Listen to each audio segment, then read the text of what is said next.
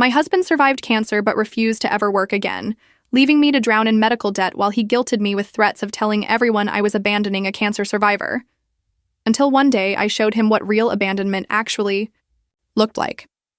There are moments in life that shatter your entire world, and for me, it was finding apartment listings at 2 a.m., my hands shaking so hard I could barely scroll. My husband was asleep upstairs, completely unaware that I was planning to leave him, all because I finally understood the unthinkable truth. The man I'd saved from cancer was systematically destroying my life. It feels like a lifetime ago now, but just 2 years earlier, my entire focus was on saving Marcus. When he was diagnosed with stage 3 lymphoma and given a year to live, we'd only been together 18 months. But what else do you do when the person you love is dying? We got engaged, right there in his hospital room. We sold everything we owned for one last trip to Europe. Then, 3 weeks into that trip, the call came that changed everything. The experimental treatment worked. The cancer was gone. Marcus was going to live. The relief was monumental. But then the real struggle began. We were $89,000 in debt from his treatment, and I haven't stopped working since. 53 hours a week between my office manager job and weekend catering gigs, just trying to keep our heads above water. Meanwhile, Marcus spent his days doing yoga, meditating, taking long walks. He'd been medically cleared to work for 4 months, but always insisted he wasn't ready. Then came the day I walked in with my feet literally bleeding from a 12-hour catering shift, only to find he'd signed us up for couples therapy without even asking me. $200 a session. I exploded. I told him I couldn't even buy groceries without checking my account twice, and he just looked hurt, saying, "I thought you'd be happy I'm taking initiative for our marriage." The first therapy session only made things worse. The therapist asked basic questions, like when Marcus last made dinner. He just shifted in his chair, muttering about still recovering his strength. She gave us homework. Marcus had to handle one household responsibility. He chose our car insurance renewal and called me 6 times at work with questions he could easily answer himself. When I suggested he research it alone, his voice cracked, claiming chest pains. I had to leave work early, missing a major contract, to go check on him and handle it myself. On one of my rare days off, I was doing laundry while Marcus napped. He woke up, smiled sleepily, and said, "You're so good at taking care of everything, honey." That's when it hit me like a ton of bricks. He wasn't grateful. He was comfortable. This wasn't temporary recovery. This was our new normal. I spent the next 2 hours looking at apartments online after he went back to sleep, only to slam my laptop shut when I heard him get up for water. My boss offered me a promotion, a 40% salary increase that would solve our debt problem in 18 months, even requiring travel 2 days a week. Marcus went pale when I told him, "What if something happens to me while you're gone?" he asked, completely ignoring the doctor's confirmation that he was perfectly healthy. An hour later, his mother called, making subtle comments about me not appreciating the miracle of Marcus being alive. "You should be grateful instead of complaining about money," she sniffed. I accepted the promotion anyway. On my first business trip, Marcus called me 12 times in one day, claiming he was having symptoms, but refusing to go to the doctor without me. The final call came during a dinner meeting with potential clients. "My chest feels tight, and I'm dizzy," he whispered, sounding so weak. I excused myself, drove 3 hours home in a panic only to find him playing video games in his pajamas, eating ice cream. When I confronted him, he broke down sobbing, "I almost died, Sarah. Why can't you understand? I need support." We had a brutal fight that night, and the truth finally came out. Marcus admitted he was terrified of returning to normal responsibilities. I admitted I felt more like his mother than his wife. We both acknowledged we weren't the same people who got married in crisis mode. But nothing changed. We were soon 3 months behind on our mortgage because Marcus kept adding therapy expenses without telling me. When I asked him to go out more, he joined a cancer survivor support group, but twisted the narrative, presenting himself as struggling with an unsympathetic wife. I attended one meeting, and multiple people were cold to me based on what he'd said. One woman actually sneered, "Some people don't understand what survivors go through." That's when I went home and checked his browser history. What I found made my stomach churn. Pages about caregiver burnout, manipulation tactics, and how to use medical trauma to control relationships. He had been strategically having episodes every single time I asserted any independence. I finally gave him an ultimatum: get a job within 30 days, or I'm filing for separation. He stared at me for a full minute, then said, "Go ahead. I'll tell everyone you're abandoning a cancer survivor." I called his bluff. "Go ahead, Marcus," I shot back. "I'll tell them how the cancer survivor refuses to survive." His face went blank in a way that truly scared me. That's when he started sabotaging my work, calling during important meetings, with fake emergencies. Last week, he called during my presentation, claiming he couldn't find his insurance card. I found it in his wallet later that day. Then, the dream job offer landed. Double my salary, full benefits, everything I'd worked for. I was reading the offer letter when Marcus walked into the kitchen. He looked me straight in the eye and said, "It's your career or our marriage, Sarah. Choose." I stared at him, watching him methodically arrange pills in his weekly organizer, his hands trembling more than usual as he dropped the anxiety medication Dr. Rodriguez prescribed last month. The silence stretched between us, a taut wire ready to snap. I opened my mouth to say, "I choose my career," when Marcus's phone rang. Dr. Rodriguez's name flashed on the screen. Marcus fumbled with it, nearly dropping it before answering. On speaker. The doctor's voice filled the kitchen, confused, not alarmed. "Marcus, I'm calling about your latest blood work results. There's something unusual here. Your results show hormone supplements that I didn't prescribe. Are you seeing another doctor?" Marcus's face drained of color. He gripped the edge of the counter, knuckles white. "No, there must be some mistake." Just then, the front door burst open. Marcus's mother swept in with a suitcase, her perfume overwhelming the small space. She announced she was moving in to help Marcus through this difficult time, explaining that Marcus had called her during our argument. But I caught her eyes scanning our mail on the counter, her fingers twitching toward the stack of bills. I was torn. Confront Marcus about the unprescribed medication or deal with this sudden invasion? While I hesitated, she excused herself to the bathroom. Through the doorway, I watched her veer into our home office instead, her phone camera clicking as she photographed documents on my desk. My anger boiled over. I stormed toward the office, but Marcus grabbed my arm. His grip was surprisingly strong for someone claiming constant weakness. While we struggled, he speed-dialed his uncle on his other phone. "Uncle James, it's Marcus. I need legal advice about protecting myself from Sarah's vindictive behavior." His voice carried that calculated tremor I'd started recognizing. I wrenched free and rushed to the office. My mother-in-law stood at our filing cabinet, methodically copying tax returns and mortgage documents. She'd already photographed Marcus's medical records from our bedroom safe, a combination Marcus must have given her. When I tried to grab the papers, she clutched them to her chest and shouted loud enough for the neighbors to hear, "Help! She's stealing from a sick family member." Then she thrust loan documents in my face. "Your father co-signed your mortgage. Did you forget that little detail?" My stomach dropped. Dad had helped us buy the house when Marcus was first diagnosed. I'd completely forgotten about his financial connection to our property. Marcus appeared in the doorway, and when I demanded answers about the hormone supplements, his whole body began shaking. But this time, I noticed something different. His panic wasn't about his health. It was pure fear of exposure. I grabbed Marcus's phone while he hyperventilated. The call history made my blood run cold.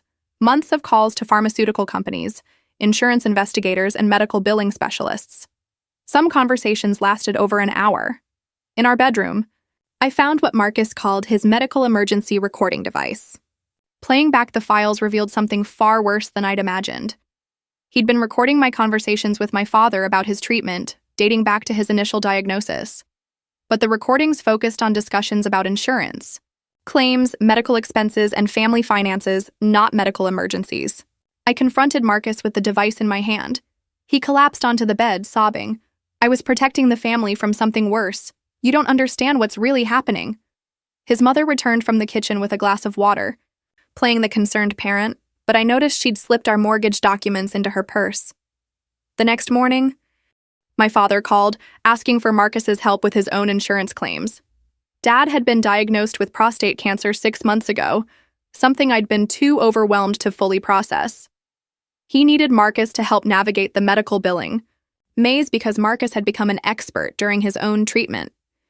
That's when the horrifying truth clicked into place. My current exhaustion perfectly mirrored my behavior during Dad's first cancer battle 5 years ago.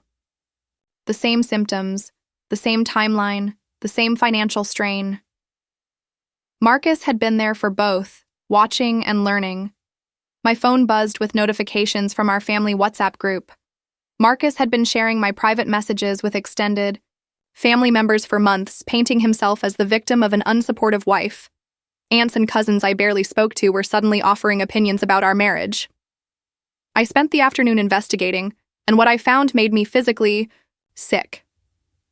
Marcus had been providing insurance claim assistance and medical billing services to other cancer families for fees. Bank statements in his desk drawer showed he'd transferred $30,000 to something called a medical emergency fund. That evening, I tried to confront Marcus privately, but 3 of his clients were in our living room. Cancer patients and their families who treated Marcus like their financial savior.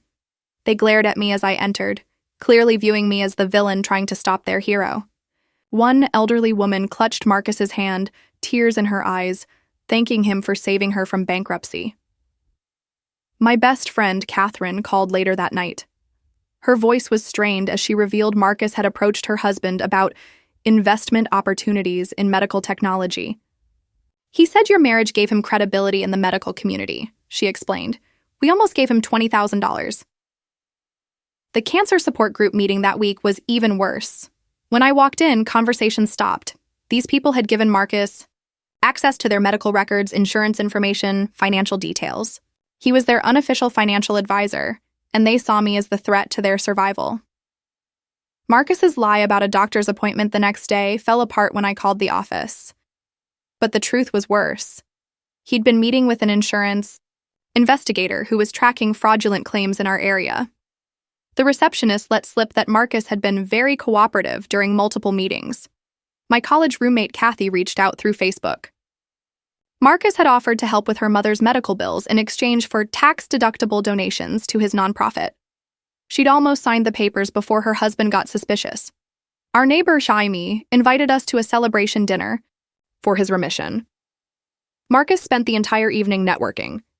Shaimi later posted photos on social media thanking Marcus for his medical billing consulting. I appeared in the background of several photos, inadvertently providing social proof for Marcus's business. Jaime had been paying Marcus monthly for his services and saw me as a threat to the help he desperately needed. Evidence of Marcus's client payments littered our house once I knew what to look for. Receipts, thank you cards with checks enclosed, even cash in envelopes marked with patient names. I realized our marriage had become completely intertwined with his medical consulting business. I'd been unwittingly promoting his services just by being his wife, the woman who supported him through cancer. Then I overheard Marcus discussing legal terminology I'd never heard him use before, discovery processes, prosecutorial discretion. It made my skin crawl. He'd started a relationship with the federal prosecutor's wife at the cancer support group, a woman whose husband was investigating medical billing fraud in our area. She'd lost her mother to cancer and found comfort in Marcus's supposed expertise. Our finances became a battlefield of lies. During one support group session, the mediator asked about our household expenses. Marcus claimed I controlled all the money, while I insisted he had hidden accounts. The truth was messier. I'd been lying about the extent of my father's loans to us, while Marcus concealed the profits from his consulting business. Neither of us could claim moral high ground anymore. Marcus pulled out his phone during an argument and showed me my own text messages from months ago. There they were, my words, encouraging him to help other families navigate the medical system. My suggestions that he could turn his experience into something positive. I'd unknowingly helped market his services, giving him the credibility he needed to expand his operation. His mother's next revelation hit even harder. She cornered me in the kitchen while Marcus was at another mysterious meeting. My father, she explained, had been funding Marcus's medical consulting business through loans disguised as family support. The money we thought was helping with Dad's treatment was actually seed funding for Marcus's expanding enterprise. My Father knew exactly what Marcus was doing and had been profiting from it. The Ring doorbell footage from the past year told its own story. I spent hours reviewing the recordings, watching cancer patients and their families arrive at odd hours, with envelopes and packages, cash payments for Marcus's services, delivered under cover of darkness to avoid paper trails. The timestamps showed these visits increased dramatically after my father's involvement began. Our family mediator made a discovery that changed everything.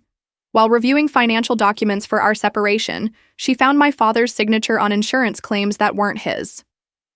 He'd co-signed fraudulent documents, making himself legally complicit in whatever scheme Marcus was running.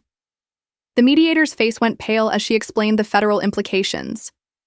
I accessed Marcus's laptop while he attended what he claimed was a therapy session.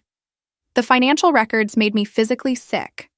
Transfer after transfer from my father's bank account funding Marcus's operations.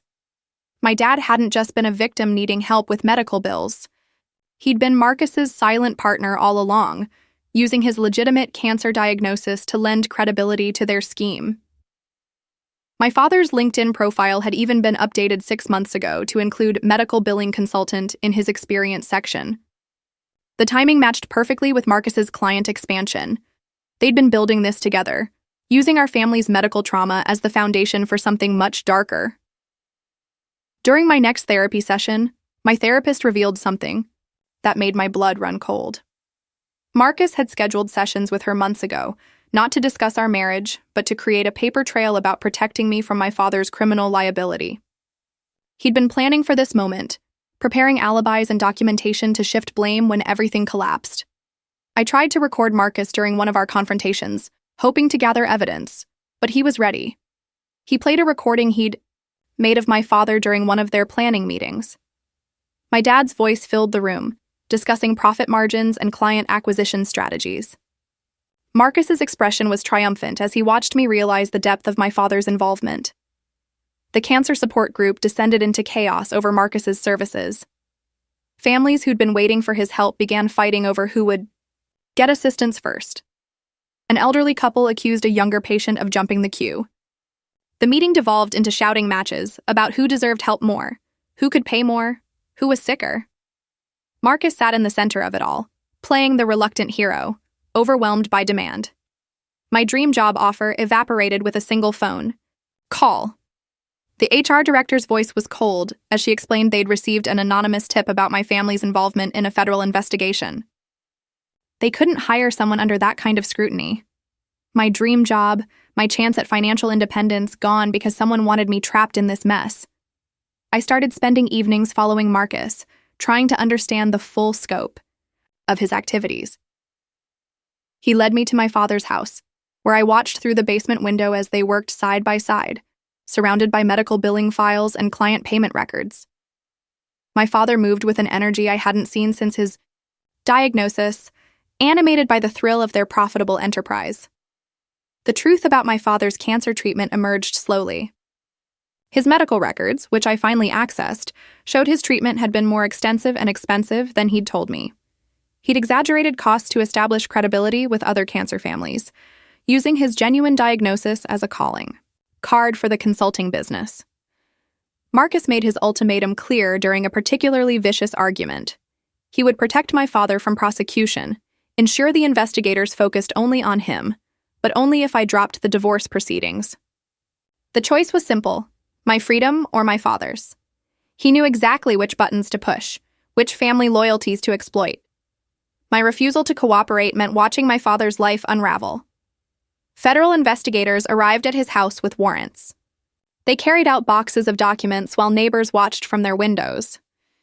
My mother called me sobbing, begging me to do whatever Marcus wanted to protect Dad.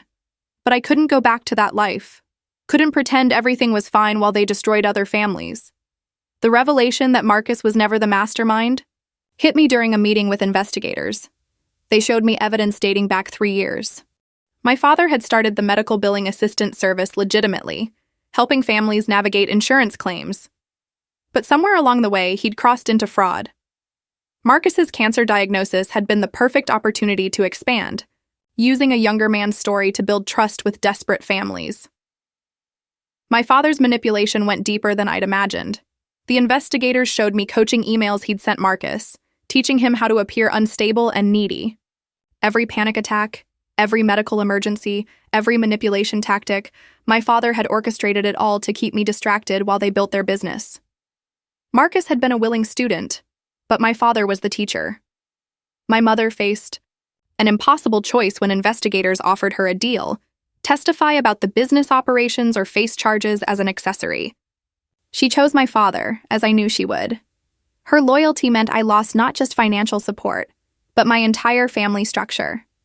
She looked through me at the federal building like I was a stranger who'd destroyed her life. I learned my father's tactics well enough to use them myself. I began reaching out to Marcus's clients, planting seeds of doubt about his services. I suggested they might want second opinions, mentioned the federal investigation in passing, wondered aloud about the legitimacy of their claims. Some families pulled back, suddenly nervous about their involvement.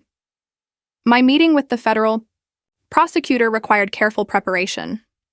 I had to appear cooperative while gathering information about their case. I nodded sympathetically as she described the scope of the fraud, the elderly victims, the insurance companies demanding justice, all while recording everything on my phone, building my own insurance policy against whatever came next. The evidence from Marcus's hidden files painted a clear picture. My father had transformed legitimate medical billing assistance into systematic fraud over 3 years. He'd used Marcus's cancer story as the perfect cover, the young survivor who just wanted to help others. The progression from helpful advice to fraudulent claims was documented in their own communications. Tom, my ex-boyfriend from college, materialized at the worst possible moment. He'd been working with insurance investigators for months, he explained, over coffee, building cases against medical billing fraud. His appearance wasn't coincidence. He'd been watching our family's operation, waiting for someone to flip. My romantic history with him undermined any credibility I might have had as a witness. The federal asset forfeiture hit without warning. My credit card stopped working mid-purchase at the grocery store.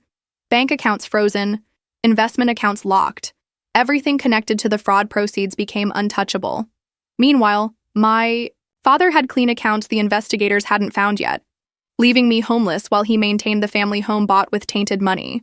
The confrontation at the restaurant was pure theater. My father held court with potential new clients, cancer families seeking help with their medical bills. I walked in just as he was explaining how the system worked against patients, how insurance companies denied legitimate claims, how families needed advocates. The same pitch that started his descent into fraud, delivered with the passion of a true believer. My catering job ended when the owner discovered my connection to the fraud. One of his relatives had been a victim, paying for services that resulted in denied claims and insurance investigations. He couldn't have the daughter of the man who defrauded dying people serving at his events. Another income source gone. Another door closed. The homeless shelter became my temporary refuge while my childhood home sat empty. My father maintained the house with money the investigators hadn't traced yet. I lay on a thin mattress, listening to the stories of other women who'd lost everything, wondering how many of them had been betrayed by family, too. My father's final offer came through Marcus, because of course it did. He would take full responsibility for the fraud, claim he'd manipulated both Marcus and me, protect the family reputation. All I had to do was publicly blame Marcus for everything. Testify that he'd corrupted my sick father. Save the family or destroy it. The choice was mine. The investigation's impact rippled through the cancer community. Marcus's legitimate clients, the ones he'd actually helped navigate insurance bureaucracy legally, suddenly lost access to his services. An elderly woman called me crying because she couldn't afford her treatment without Marcus's help. The investigation had shut down everything, legitimate services along with fraud, leaving desperate people with nowhere to turn. Legitimate cancer families faced bankruptcy because of my evidence. The investigation couldn't distinguish between fraudulent claims and legitimate assistance. Everyone who'd worked with Marcus or my father became suspect, their claims delayed or denied. Tom asked the question I couldn't answer during one of our meetings. He spread out documents showing both fraudulent claims and legitimate insurance, navigation, services that had actually helped people work within the system. The moral complexity was overwhelming. Some families had been saved by services that operated in legal gray areas. How could I destroy something that had genuinely helped people, even if it had also enabled fraud? My public admission that my father had coached me to blame Marcus destroyed any credibility I had with prosecutors. They'd been building their case on my testimony, and now I'd revealed myself as an unreliable witness who'd been manipulated by both men. The lead prosecutor's disgust was palpable as she explained how I'd compromised their entire investigation. The evidence I'd provided proved Marcus was a victim of my father's manipulation, but it also revealed an uncomfortable truth. I'd lived off the fraud money for 2 years without questioning where it came from. Every grocery trip, every mortgage, payment, every tank of gas, funded by money stolen from insurance companies and ultimately from other patients who paid higher premiums. The prosecutor waited patiently as I processed the weight of my legal exposure. Marcus's immunity offer came with a 24-hour deadline. He called me from his car, voice shaking with genuine emotion for the first time in months. He loved me, he insisted. But testifying against my father meant destroying my entire extended family: aunts, uncles, cousins who'd invested in the business, referred clients, benefited from the profits. Everyone would be implicated. Marcus's choice became clear as the deadline approached. Protecting them meant destroying my father and our extended family. Going to prison meant keeping their secrets, but losing his freedom. He'd been many things: manipulative, weak, selfish, but faced with this decision, his love for me seemed genuine. The tragedy was that it no longer mattered. My promise to my father had been simple. Family never betrays family. He taught me that lesson through 1,000 small moments, building loyalty that ran deeper than law or morality. Now I faced testifying against him to avoid my own prosecution. The federal building steps felt like a mountain as I climbed them. Each step, a betrayal of everything he taught me. My honest nature, which had made me such an easy mark, became my survival strategy. I learned to navigate the federal system with calculated truthfulness, revealing just enough to seem cooperative while protecting what I could. The investigators praised my courage while I felt my soul splitting in two. Tom suggested I try to get my father to admit his role on a recorded call. I spent hours preparing, practicing the questions that might make him confess. When I finally made the call, his voice was tired but unguarded. He admitted to starting the fraud to pay for his own treatment, then expanding it when he saw how many families needed help. The recording captured his rationalizations, his genuine belief that he'd been helping people failed by the system. My immunity deal felt hollow as I sat in the federal courthouse listening to my father's voice on the recording. I'd saved myself by destroying him, trading family loyalty for personal freedom. We sat in the same building, but worlds apart, both of us crying for different reasons. Him for his freedom, me for my soul. My father's defense strategy emerged during pre-trial hearings.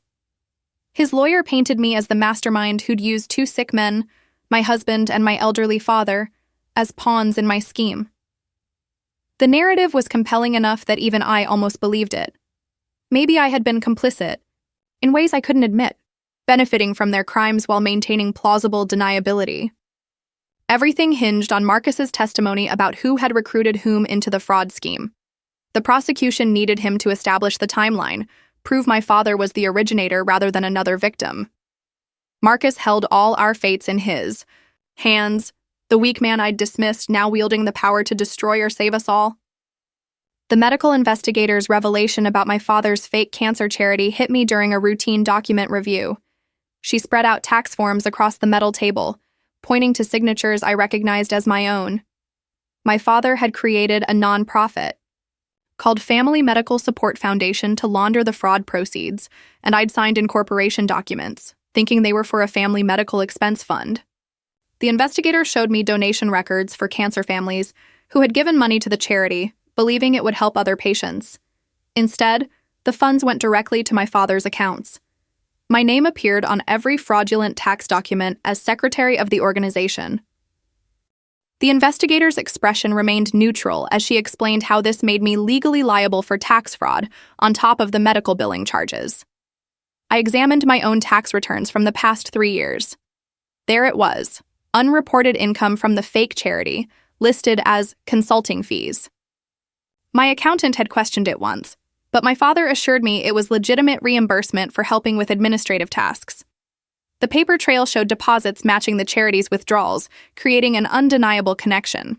The evidence of my complicity came at the cost of everything I'd believed about myself. I'd prided myself on honesty and integrity. Yet, I'd been living off stolen money while cancer patients struggled to pay for treatment. The investigator waited patiently as I processed the weight of my legal exposure. That night, I sat in my shelter bunk, reviewing the charity documents on my phone. The more I read, the clearer it became that stopping my father's exploitation of cancer patients meant accepting my own criminal liability. I couldn't claim ignorance when my signature authorized every transaction. The choice was simple: protect myself through denial or accept responsibility for my role in the fraud. The next morning, I walked into the prosecutor's office without an appointment. I carried a folder containing every document I'd signed, every deposit I'd received, every piece of evidence that implicated me in the charity fraud. The prosecutor's assistant tried to stop me, insisting I needed a lawyer, but I pushed past her into the main office. I spread the documents across the prosecutor's desk, pointing out my signatures, the deposits, the tax implications, the Prosecutor's shock was genuine as I explained how the charity operated, how families donated believing they were helping others, how the money enriched my father instead. She kept glancing at her assistant, clearly unprepared for a suspect to self-incriminate so thoroughly. Marcus's overconfidence in his immunity deal became apparent during his next meeting with prosecutors. I watched through the glass partition as he leaned back in his chair, describing how he'd enjoyed the power of being a cancer family's financial savior. He explained the rush of having desperate people depend on him, trust him with their financial survival. The prosecutors exchanged glances as Marcus revealed more than any immunity deal could protect. The shift in legal momentum was immediate. My honesty about my complicity, combined with Marcus's arrogant admissions, gave prosecutors a clearer picture of the fraud's full scope. They could now pursue charges against all three of us. My father as the mastermind, Marcus as the willing operator, and me as the complicit beneficiary who'd finally chosen justice over family loyalty. The federal sentencing hearing arrived 3 months later. The courtroom gallery split dramatically, victim families who'd been defrauded on one side, families who'd received legitimate help on the other. The tension was palpable as people who'd lost money glared at those who credited Marcus and my father with saving their lives through insurance navigation. Marcus entered first, his appearance shocking even to me. The confident manipulator had withered into someone genuinely broken by the weight of betraying everyone who trusted him. His hands shook without calculation as guards guided him to the defendant's table. The man who'd perfected fake panic attacks now showed real terror. My father followed, maintaining his composure despite months in custody.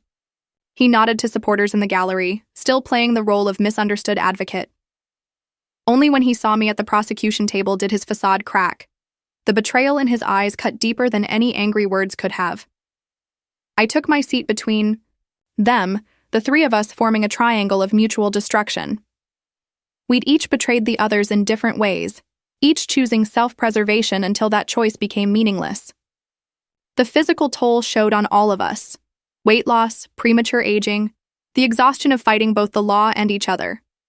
The first witness was an elderly cancer patient who'd received legitimate help navigating insurance claims. She described how Marcus had spent hours teaching her to appeal denied claims, helping her access treatments that saved her life. Her testimony blurred the lines between fraud and legitimate assistance, showing how desperation had driven good intentions into criminal territory.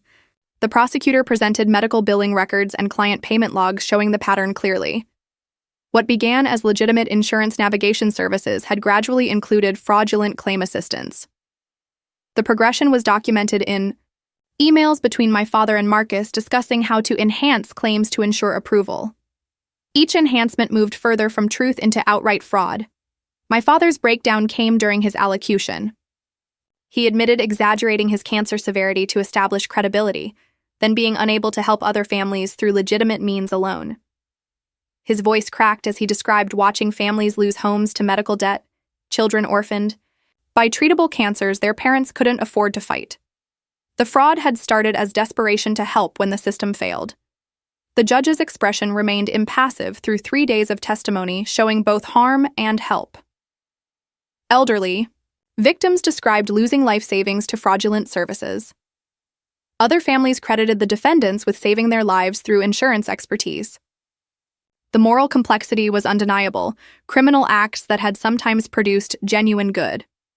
When offered the chance to minimize my sentence by becoming a permanent federal informant against other medical fraud networks, I stood to address the court.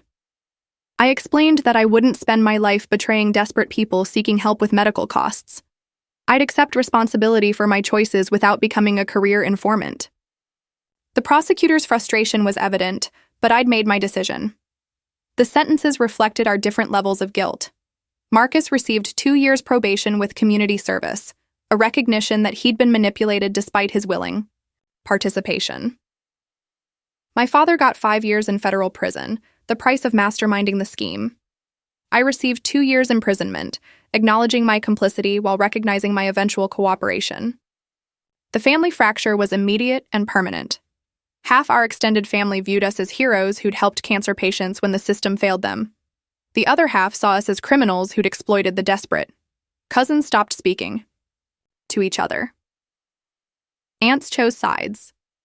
Family gatherings became impossible as members refused to be in the same room. My first night in federal prison, I lay on my bunk reading letters that had already started arriving. Some came from cancer patients, thanking me for exposing the fraud that had cost them money. Others came from families condemning me for destroying the only help they'd had navigating insurance claims. Each letter reinforced the complex reality that our crimes had both helped and harmed. Marcus began rebuilding his life immediately, using his genuine knowledge of insurance systems to create a legitimate nonprofit. He hired lawyers to ensure every service remained legal, every claim assistance within proper boundaries. The irony wasn't lost on anyone. The fraud had taught him enough to help people legally. My father started serving his sentence while planning his own legitimate consulting service for after release. Even in prison, he advised other inmates on medical billing issues, unable to stop helping even when it no longer benefited him. Guards reported he'd become the unofficial medical advocate for the prison population. The medical fraud network we'd been part of crumbled without us. But desperate families still struggled with costs. Insurance companies still denied legitimate claims. Cancer patients still faced bankruptcy from treatment costs. We'd addressed symptoms of a broken system through broken methods, and our removal left the underlying disease untouched. During my intake processing, I met women whose stories echoed familiar themes. One had embezzled from her employer to pay for her daughter's leukemia treatment. Another had forged documents to get her husband into a clinical trial. Each had chosen crime when faced with impossible medical costs, each now paying the price. For desperation. My cellmate ran a legitimate patient advocacy service before her arrest for document forgery. She'd helped hundreds navigate insurance appeals legally until one family's denial pushed her to alter documents. That single act of desperation had destroyed 20 years of legitimate work. She understood the moral complexity of our situation, better than any judge could. Letters from Marcus arrived weekly, updating me on his nonprofit's progress. He'd hired former clients as advisors, ensuring services remained helpful while legal. The organization grew slowly but steadily, filling the gap our illegal operation had left. Some families who'd condemned us now sought help from Marcus's legitimate service. My father's letters were less frequent but more profound. He wrote about recognizing how his desire to help had become corrupted by the ease of fraud. He'd started with pure intentions, helping families like ours navigate impossible medical costs.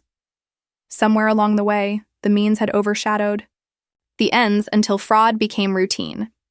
The prison library became my refuge, where I researched healthcare policy and insurance law. I started writing guides for other inmates on legitimate ways to appeal insurance denials and access charity care. The knowledge gained through fraud could be repurposed for legal assistance, helping without harming. 6 months into my sentence, a familiar name appeared in the visitor logs. Tom had continued investigating medical fraud, but wanted to understand our motivations better. Our conversation through reinforced glass covered the progression from legitimate help to fraud, the desperation that drove good people to crime, the system failures that created opportunities for exploitation. My mother never visited, but she Sent one letter explaining her choice to stand by my father. She understood my decision to expose the fraud but couldn't forgive the betrayal of family. Her loyalty to him meant accepting distance from me. The family fracture was complete and irreversible. Prison routine provided a structure I'd lacked. During the chaos of investigation and trial, work assignments, educational programs, regulated schedules, all far removed from the frantic juggling of Marcus's manipulation and my father's schemes. The simplicity was almost peaceful after years of escalating deception. I started teaching financial literacy classes to other inmates, sharing knowledge gained through painful experience. We discussed predatory medical lending, insurance claim processes, and legitimate resources for medical costs. Several women cried during classes, recognizing how desperation had led them to crimes that seemed justified at the time. My father's appeals were denied systematically. His age and health made him sympathetic, but the scope of fraud and exploitation of vulnerable families made leniency impossible. He accepted each denial with diminishing hope, but increasing acceptance. His letters showed gradual recognition that consequences were deserved, even if motivations had been complex. Marcus's nonprofit achieved official recognition from insurance companies as a legitimate patient advocacy service. He sent photos of the certificate hung in an office where desperate families now received legal help. The transformation from fraud to legitimacy was complete, built on lessons learned through crime. As my release date approached, I faced decisions about rebuilding. My former career was impossible with a federal conviction. My family relationships were shattered beyond repair, but the knowledge gained through tragedy could serve legitimate purposes. I began planning my own patient advocacy work, determined to help within legal boundaries. The final letter from my father arrived a week before my release. He'd accepted that our relationship would never recover, but wanted me to know he was proud of my choice to expose the fraud. His pride meant little after everything lost, but I kept the letter anyway. Family bonds, even broken ones, leave permanent marks. On release day, I walked out with a clear conscience about stopping the exploitation, but a permanent guilt about the families who'd lost their only hope for help. The complex moral reality would never resolve into simple right or wrong. Some crimes, born of desperation to help others, exist in gray spaces that legal systems can't fully address. Marcus met me outside with information about legitimate patient advocacy organizations hiring former inmates. His nonprofit couldn't hire me due to my conviction, but he'd found alternatives. The man I'd once despised for weakness had found strength in rebuilding legitimately. We parted without bitterness, both forever changed by our mutual betrayals and surprising redemptions. I began work at a small advocacy organization, helping families understand insurance policies and appeal denials legally. The pay was minimal, the work exhausting, but every family helped without fraud felt like redemption. My colleagues knew my history and watched carefully, but gradually accepted that my commitment to legitimacy was real. My father served his time while developing curriculum for teaching inmates about medical billing and insurance navigation. His programs became models for prisoner education, helping those inside prepare for legal careers and patient advocacy after release. Even in prison, he found ways to transform knowledge gained through crime into legitimate assistance. The Cancer Support Group, where everything started, had split into two organizations. One maintained strict legitimate boundaries, the other operated in legal gray areas that risked future prosecution. Both served desperate families failed by the healthcare system, illustrating how our crimes had highlighted real needs that remained unaddressed. 3 years after my release, I testified before a state commission on healthcare access about how desperation drives medical fraud. I shared our story without excusing our crimes, explaining how families facing impossible costs become vulnerable to those offering illegal solutions. The commissioners listened politely, but changed nothing substantial. My father died 6 months before completing his sentence. The prison called to inform me, but I wasn't listed as next of kin and couldn't attend the funeral. My mother had him buried quietly, surrounded by the family members who still viewed him as a hero who'd helped when the system failed. I grieved alone for the father I'd loved and betrayed in equal measure. Marcus's nonprofit grew into a nationally recognized organization, helping thousands navigate insurance legally. He never forgot the lessons learned through fraud, using that knowledge to push legal boundaries without crossing them. His success was built on our collective failure, transformation through destruction. I continued working in patient advocacy, helping families avoid the desperate choices that had destroyed mine. Each successful insurance appeal, each family kept from bankruptcy, each patient accessing needed care legally. These were small redemptions for irredeemable acts. The work would never balance the harm caused, but it was all I had to offer. The medical billing fraud we perpetrated was wrong, full stop. But it had grown from real desperation in a broken system that still forces families to choose between legal bankruptcy and illegal solutions. Our crimes deserved punishment, but the conditions that created them deserved equal scrutiny. Until those conditions change, other desperate families will make similar choices, perpetuating cycles of fraud born from systemic failure. My story ended not with neat resolution, but with ongoing complexity.